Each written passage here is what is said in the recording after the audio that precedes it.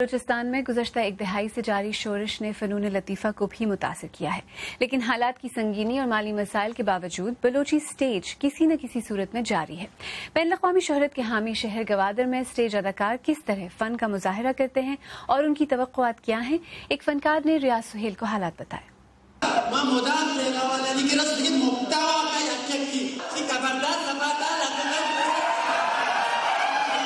ہمارے پاس یہاں کوئی اسکول وغیرہ نہیں ہے جو کہ ہمیں ٹریننگ دے، تو میں نے خود کوشش کیا۔ تو اپنا سر ہے ایک اقبال موٹلانی صاحب، اس کی کتابیں پڑھی میں نے تھیٹر کے حوالے سے، ایکٹنگ کے حوالے سے۔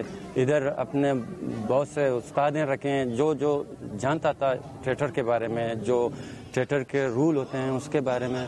تو میں نے کوشش کیا اور ان کو میں سیکھ جاؤں۔ ہمارا شوق ہے کہ ہم کراچی جائیں یا لاہور جائیں، ایکٹنگ کو سیکھیں، تھیٹر کو مکمل طور پر پروفیشنلی سیکھیں، مگر ٹھہرے غریب اور اپنا جو جیب ہے وہ ساتھ نہیں دے رہا ہے، اور اپنے جو یہاں بڑے لوگ ہیں وہ ہمیں سپورٹ نہیں کر رہے۔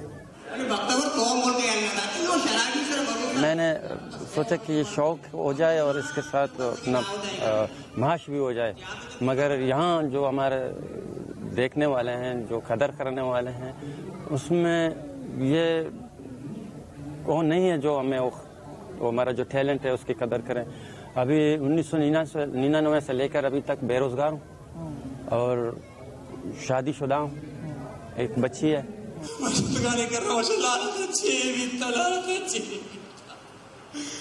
جب ہم تھیٹر کرتے ہیں، ہمارے تھیٹر میں جو اسکرپٹ ہوتا ہے، جو کہانی ہوتا ہے، وہ ہمارے معاشرے سے ریلیٹڈ ہے، تو اس کو ہم عورت نہیں ڈالیں گے تو ادھورا، اس میں پھیکا پن آ جائے گا۔ مگر ہمارے یہاں کچھ لوگ ہوتے ہیں، کچھ ایسے ذہنیت کے لوگ ہوتے ہیں اور یہ پتہ نہیں اس چیز کو کیا سمجھتے ہیں، مگر ہم تو چاہتے ہیں کریں۔ ہم اس لیے کچھ نہیں کر سکتے کہ ہم گھر میں سوئے ہوئے، کوئی آئے ہوئے مار کے چلے جائے، ہم کیا کریں۔